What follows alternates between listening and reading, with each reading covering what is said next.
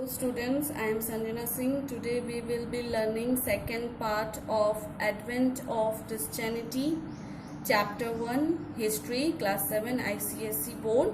Video we have completed up to barbaric invasion.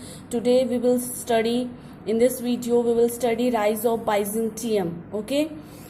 The Eastern Roman Empire is sometimes called Byzantine Empire. Why Eastern Roman Empire is called Byzantine Empire? Because we have already read that Rome is divided into two, East and West Empire. So East Empire was the East Empire capital is Byzantium. So Eastern Roman Empire is called Byzantium Empire. Okay बच्चों, eastern Roman Empire का capital क्या था? Byzantium. इसीलिए eastern Roman Empire को और क्या कहा गया? Byzantine Empire. Okay, Eastern Roman Empire का मेन लैंग्वेज क्या था? ग्रीक. क्या था main language? Greek. Okay, the Western Roman Empire को क्या चीज का सीट दिया गया? मतलब वेस्ट एम्पायर जो था, वेस्ट साइड को, वहां पर रोमन कैथोलिक चर्च के नाम से जाना गया और ईस्ट साइड में बना Orthodox church. Okay students, the Western Roman Empire became the seat of the Roman Catholic Church and the Eastern Roman Empire became the seat of the Orthodox Church. बच्चों, काफी चेंजेस हुए after the decline of the Roman Empire, लेकिन सिर्फ एक चीज जो decline नहीं हुआ वो था, जो चीज हमेशा बना रहा, यूनिफाइंग रहा, वो क्या था? गेस करो. वो था क्रिश्चियनिटी. सबका धर्म और ज्यादातर बढ़ गया क्रिश्चियनिटी. हर लोगों में ज्यादा फैला क्या? Christianity. Under it influence most of the Europe adopted Christianity. इसके अंडर में रोमन एम्पायर के डिक्लाइन के बाद भी ज्यादातर सभी लोग क्या चीज को मानने लगे? क्रिश्चियनिटी को मानने लगे. Next, emergence of the Turks and the Mughals in 6th to 13th century. अब हम लोग क्या चीज के बारे में पढ़ेंगे? टर्क्स और मंगोल्स के बारे में. 600 से 1300 साल में बहुत सारा चेंजेस हुआ, जब पूरा यूरोप में ही सब लोगों ने क्रिश्चियनिटी को अपना लिया. उसके बाद बहुत सारा चेंजेस हुआ. उसके बाद आए Turks and the Mongols. Okay, इस पीरियड में क्या हुआ बच्चों? 600 से 1300 साल में बहुत सारा डेवलपमेंट हुए यूरोप में, लेकिन टर्क्स और राइज भी हुआ. किनका? टर्क्स एंड मंगोल्स का. इनका सबसे main, the high plateau of Mongolia east of the Altai mountain is rivalled only by Scandinavian as a region, for successive waves of tribesmen had emerged to prey upon their sedimentary regions. Okay बच्चों, तो एक ये reason था Scandinavian reason, जहां पर ज्यादातर इनका राज्य था, इनका ग्रुप, मतलब ये लोग यहीं पर सेटल्ड थे, ट्राइब्स. ओके, और उनके साथ साथ कुछ कुछ अपने नेबर्स जो थे, आसपास के जो पड़ोसी जो नेबर्स ट्राइबर्स थे, उनके ऊपर अटैक करते थे और वो सबके जगहों को कैप्चर करते थे. Mongolia is the original homeland of both. इन दोनों का मेन होमलैंड कौन सा था? Mongolia. Okay, The emergence of the Turks from Mongolia was gradual and uncharted process. Turks का जो आना था, मंगोलिया का जो आना था और टर्क्स का जो आना था, मतलब इन दोनों का जब आना हुआ, मतलब यूरोप में, इनका हिस्ट्री में पूरा प्रोसेस नहीं दिया, मतलब पूरा एक्सप्लेन नहीं किया गया है, बट टर्क्स का ज्यादातर एक्सप्लेन किया गया है. देखेंगे हम लोग. The emergence of the Turks from the Mongolia was gradual and chartered process. इस पीरियड में बच्चों 6th से 13th सेंचुरी तक बहुत सारे ट्राइबर्स का यूरोप में आना हुआ था, इनका अटैक हुआ था या फिर अटैक करने आए थे, जिनमें सबसे ज्यादा सक्सेसिव रहे टर्किश ट्राइबर्स. ओके, इनके साथ साथ और भी थे, जो ये टर्किश ट्राइब बहुत सारे न्यू रीजन्स में अटैक किए.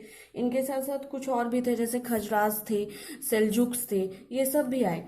तो जो सडन इरप्शन था मंगोल्स का, उनका होमलैंड, जो होमलैंड क्या था? Scandinavian region. जो उनका होमलैंड था स्कैंडिनेवियन रीजन में मंगोलिया, वहां पर अटैक करना ये टर्क से थोड़ा अलग था. There astonishing expanses spanning breadth of Asia. देखो बच्चों, तो जो ये टर्किश ट्राइब्स, खजराज और ये जो सेल्जुक्स सब आए अचानक से, इनके बाद 600 से 1300 साल में जो मंगोल्स थे, उनके अपने होमलैंड मंगोलिया से जाना हुआ, वो अचानक से कहीं चले गए. उसके बाद से एक जगह न्यू बर्थ हुआ एशिया.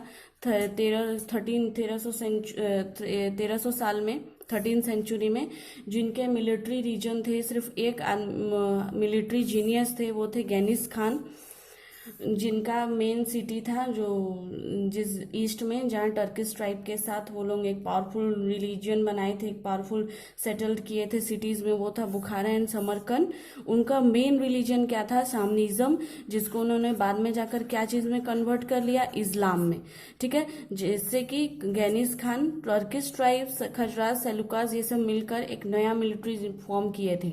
उनमें से बर्थ हुआ, बर्थ ऑफ एशिया 1300 साल में उनके जो मिलिट्री जीनियस थे, मतलब सिर्फ एक इंसान, इनमें से सबसे जो मुस्लिम कैलिफेट, मतलब इस्लाम मुस्लिम कैलिफेट एक न्यू स्टार्ट किए थे, वो थे गेनिस खान, जिनका मेन सिटी क्या था? बुखारा एंड समरकंद। उनका मेन रिलीजन था शामनिज्म, जिसको उन्होंने बाद में क्या चीज में कन्वर्ट कर लिया? इस्लाम में। मुस्लिम कैलिफेट तब स्टार्ट हुआ इन 762 सीई, जिनका मेन रिलीजन, मेन जो जगह बेस्ड था Muslim caliphate, based in Baghdad. Okay, so about Muslim Caliphate we will study in the next chapter. Okay, now we will main focus on the Turkish tribe. The Baghdad Caliphate was the Persian Empire in the New Greece. Within his empire, the Turks played an increasingly important role. Means बच्चों देखो, तो जो ये Turkish tribe था इन सब में, Baghdad में, और जो टर्किश ट्राइब थे उन्होंने बहुत इंपॉर्टेंट रोल प्ले किया था। Gradually the Turks began to carve our territories for themselves. जितना भी जगह था ये लोग क्या कर रहे थे? सब कब्जा कर ले रहे थे। और 11th सेंचुरी में इन्होंने क्या किया? In 11th century he captured the Holy Land of Jerusalem. इन्होंने जेरूसलम को कैप्चर कर लिया। किसने? टर्क्स ने।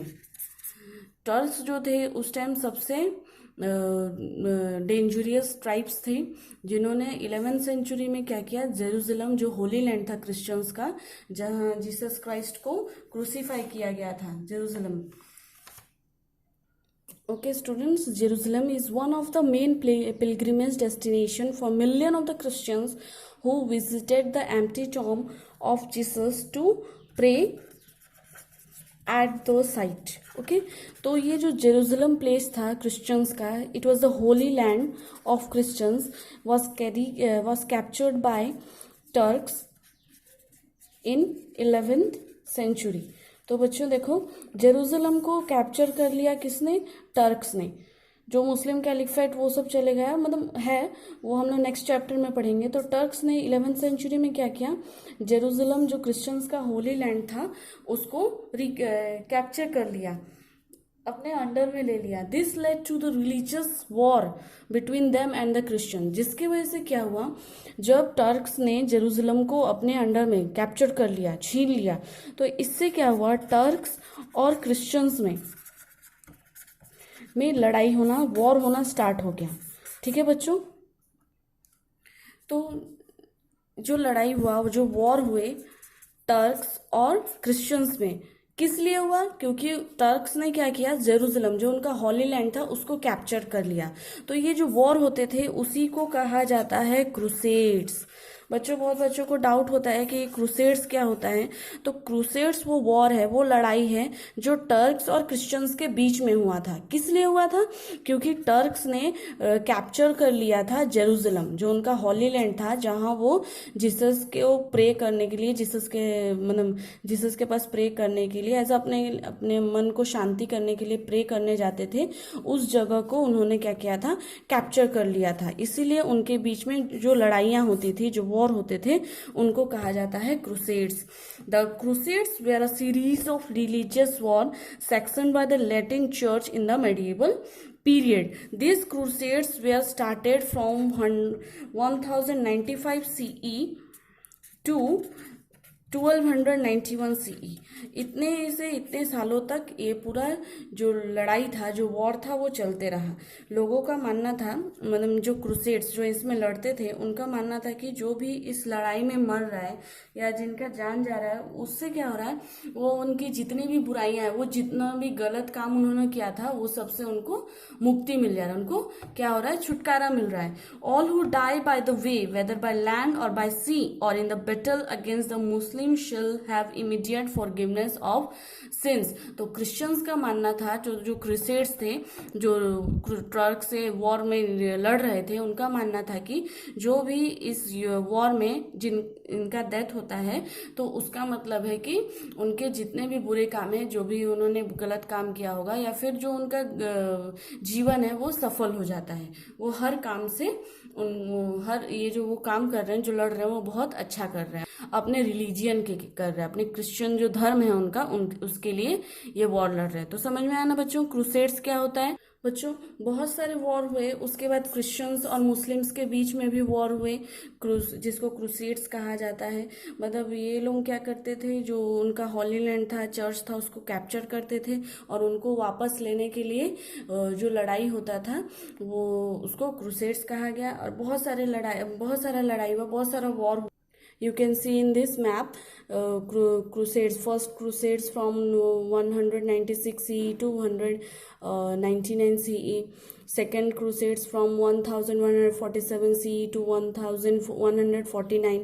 Third crusades from 1189 to 1192 CE. Fourth crusades 1202 to 1204 crusades, and that at last it forms the crusaders kingdom. Last में ये क्या बन गया, क्रूसेडर्स का किंगडम हो गया, जो अपने रिचुअल मतलब अपने रिलीजन के लिए, अपने क्रिश्चियन चर्च के लिए, जो भी इनका हॉली लैंड था जिसको कब्जा कर लेते थे मुस्लिम या फिर टर्क्स, उसको छीनने के लिए, उसको रिकैप्चर करने के लिए जो लड़ाई करते थे, तो एक पूरा क्रूसेडर्स का किंगडम बन गया। ठीक है बच्चों। तो बच्चों देखो, तो इस तरीके से क्रूसेड्स वॉर चला, लड़ाइयाँ हुई, जो पूरा क्रूसेड्स किंगडम बन गया। तो क्या रिजल्ट हुआ, रिजल्ट्स ऑफ द क्रूसेड्स। तो क्या इसका रिजल्ट हुआ, जो क्रिश्चियंस थे उन्होंने गन पाउडर को यूज करना सीख लिया। क्या चीज का यूज करना सीख लिया, गन पाउडर का। और वो भी किससे सीखा इन्होंने ये सीखा मुस्लिम सबसे लड़ाई करते वक्त, जो वॉर हुए थे उसमें इन्होंने गन पाउडर का यूज करना सीख लिया। और बहुत सारे साइंस, मेडिसिन, आर्किटेक्चर, इन सब के लाइन में भी उन्होंने इस्लाम से बहुत चीजें, मतलब जो मुस्लिम थे उनसे बहुत कुछ सीखा। Greek world to the West during the Crusades. बच्चों देखो और क्या रिजल्ट हुआ, हर एक जगह पर, वेस्ट साइड में भी जो पूरा बर्बाद हो चुका था वहां पर भी नया नॉलेज स्टार्ट हो गया, सब लोग गेन करने लगे इन क्रूसेड्स, जो लड़ाइयाँ होने लगी। उसका रिजल्ट ये भी हुआ कि जो वेस्ट साइड में जो पूरा तबाह हो गया था, खत्म हो गया था, वहां पर लोगों ने साइंस के बारे में जाना, आर्किटेक्चर के बारे में जाना, बहुत सारे साइंटिफिक डिस्कवरीज भी हुए वेस्ट में, बहुत सारे इन्वेंशंस भी हुए। ठीक है। और वेस्टर्न वर्ल्ड्स में भी हुए कुछ इन्वेंशंस ऑफ अरब्स, जैसे कुछ इन्वेंशंस भी हुआ, जैसे अलजेब्रा का, ऑप्टिक्स, इंजीनियरिंग, ये सब भी स्टार्ट हुए। मतलब बहुत चीज़, एक क्रूसेड्स जो ये वॉर चले थे उसमें लोगों ने बहुत कुछ सीखा। New towns and cities were also established, during the as a result of the Crusades. The traders and manufacture demanded better condition of law and order. जो ट्रेडर्स थे उन्होंने नया डिमांड, जो ट्रेडर और मैन्युफैक्चरर्स थे उन्होंने नए डिमांड किए, बहुत अच्छे लॉ और ऑर्डर्स बनाए। सब लोगों ने किंग को अच्छे से लार्ज अमाउंट में टैक्स पे किया, आर्मी भी बहुत बड़ा बढ़ गया। This led to an increase of authority to the king and decline to the power of the federal lords. बहुत सारे, इससे क्या हुआ, जो राजा लोगों को पावर भी बढ़ा।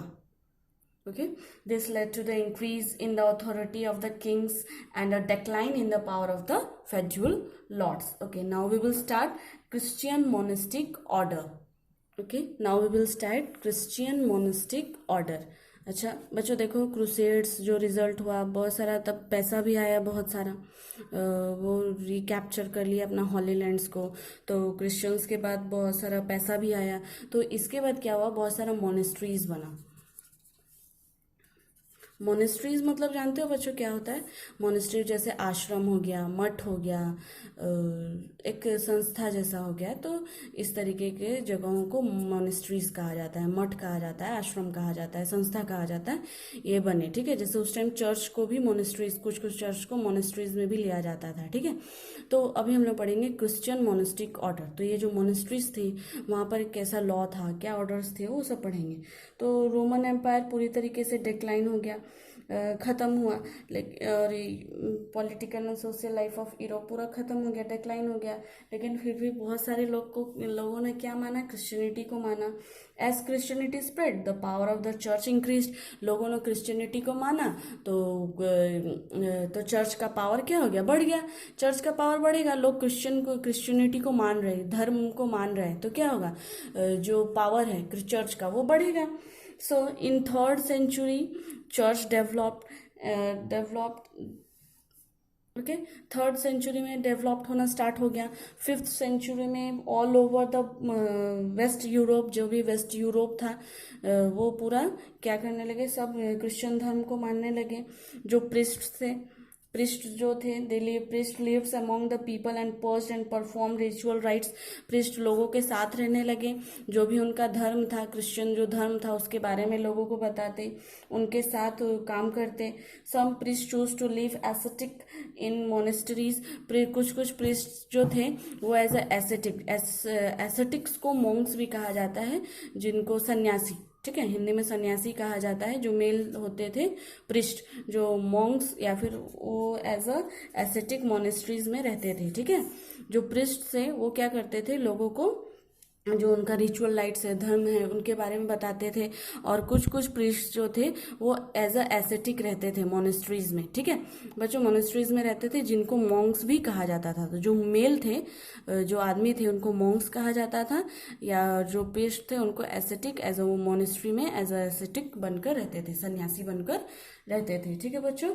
सम priest choose to live as ascetic in monasteries, they were also known as what, monks. The Christian monks lived in monasteries where they pursued their religious mission. Monasteries में रहकर, संस्था में रहकर, उनका जो मेन एम था अपने क्रिश्चियनिटी, अपने जो धर्म को आगे बढ़ाने का, वो काम वो लोग करते थे। वुमेन्स भी रहती थी, जो अपना जो वर्ल्डली लाइफ पूरा, जो अपने लाइफ को सेक्रीफाइस करती थी, एज अ नॉर्मल लाइफ वो लोग अपना जीते थे। तो जो फीमेल्स थी वो एज अ नन्स रहती थी। कहाँ रहती थी, देखो बच्चों, जो मेल थे, मॉन्क्स थे, वो रहते थे मोनेस्ट्रीज में, और जो नन्स थी वो कहाँ रहती थी, कॉन्वेंट या फिर ननरीज में रहती थी। जो मॉन्क्स और नन्स थे वो पूरा स्पार्टन लाइफ स्पेंड करते थे, इसका मतलब पूरा डिसिप्लिन लाइफ होता था उनका। एज अ चर्च में अगर बच्चों आप कभी गए होगे तो सिस्टर्स और जो फादर्स को देखते होगे, सेम वैसे ही लाइफ ये लोग जो मॉन्क्स और नन्स थे वो अपने लाइफ को स्पेंड करते थे, जीते थे। They shun luxury comfort and did not Mary.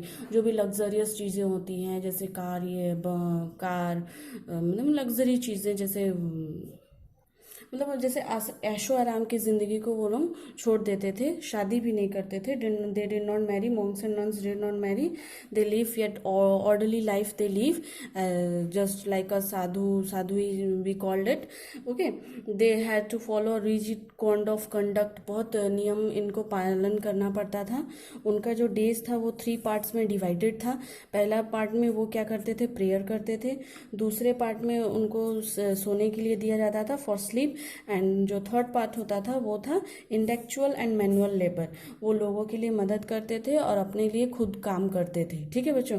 जैसे हो सकता है मैनुअल लेबर, जैसे अपने जीवन को जीने के लिए जैसे कपड़ा सिलना, वैसे छोटा मोटा काम वो लोग करते थे। तो मोनेस्ट्रीज जो था, ये जो थे मोनेस्ट्रीज, इनमें सब चीज़ था मॉन्क्स और नन्स के लिए, मतलब एक इंसान के रहने के लिए सब सारी व्यवस्थाएं थी। जैसे एक लार्ज गार्डन था, पॉन्ड होते थे, लाइब्रेरीज होती थी, चर्च होते थे, हॉस्पिटल्स भी होते थे, ठीक है बच्चों। उस टाइम मिडिवल पीरियड में, याद है ना हम लोग अभी किस बारे में पढ़ रहे हैं, मिडिवल पीरियड के बारे में ही पढ़ रहे हैं, ओके। तो मिडिवल पीरियड में सिर्फ चर्च ही एक ऐसा जगह था जहाँ की सिर्फ एजुकेशन हो पाता था। तो in medieval period church is only the main source of education. Many monks and nuns, they help the poor, help the children to study. They looked after the sick, poor and destituted, okay। जो भी गरीब होते थे, जो बीमार होते थे, उनको ये लोग मॉन्क्स और नन देखते थे। मैनी मॉन्क्स, जैसे कि एक मॉन्क्स हैं एस.टी. थॉमस, वो बहुत आउटस्टैंडिंग स्कॉलर और फिलोसोफर थे, जिनको अभी तक लोग उनके बारे में बात करते हैं। देखो बच्चों, ये हैं S T. Thomas, saint Thomas, okay.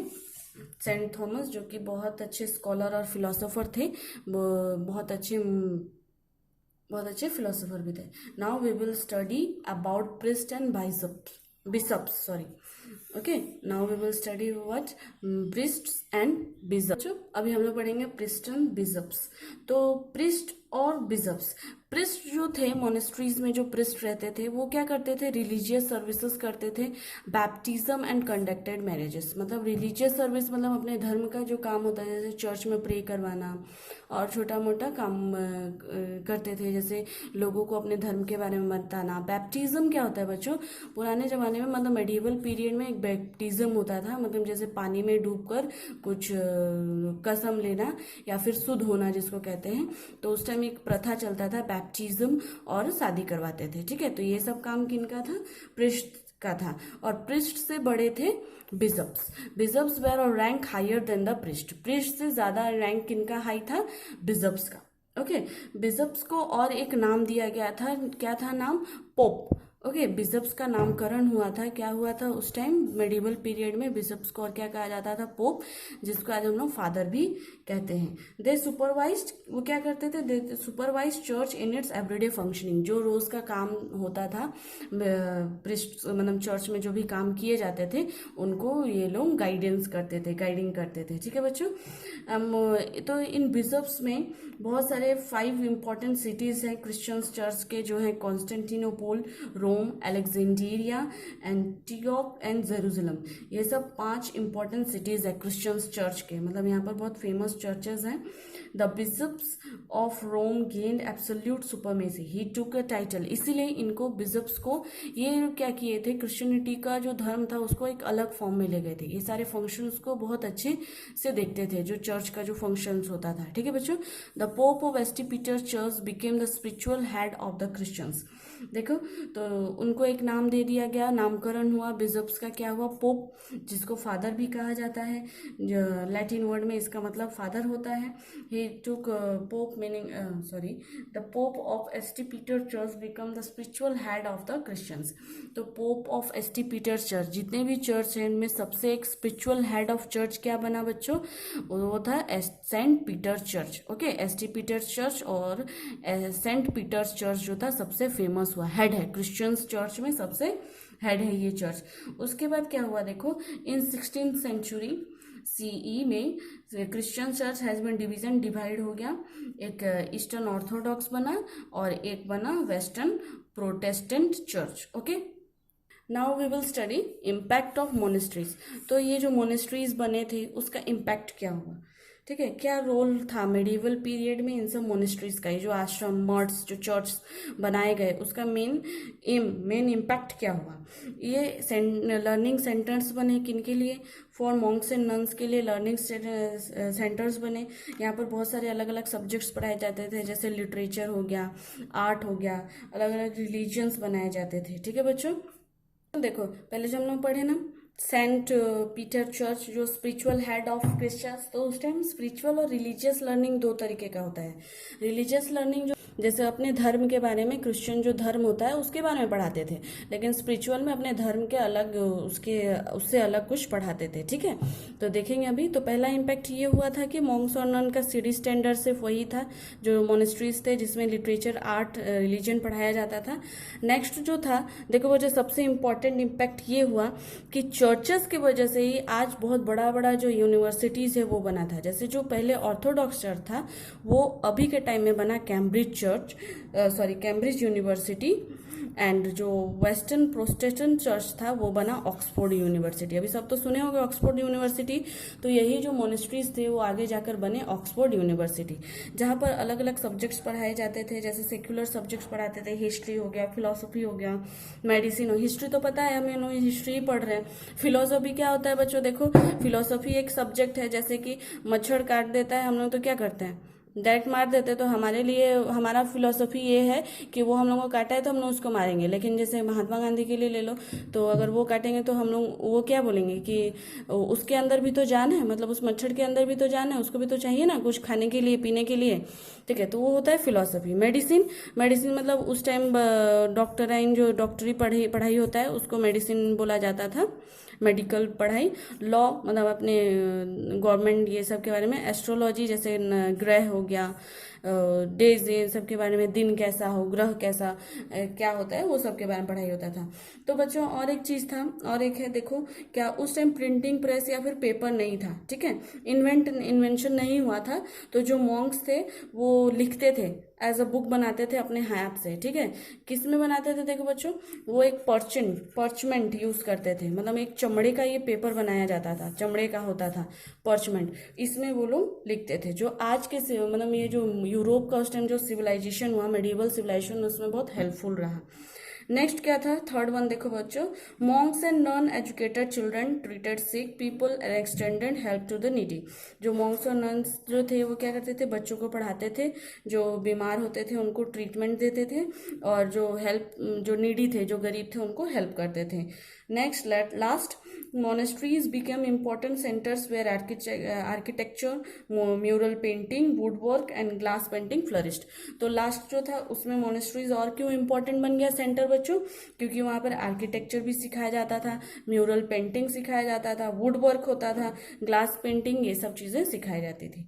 तो आई होप सबको आप सबको समझ में आया होगा, ठीक है।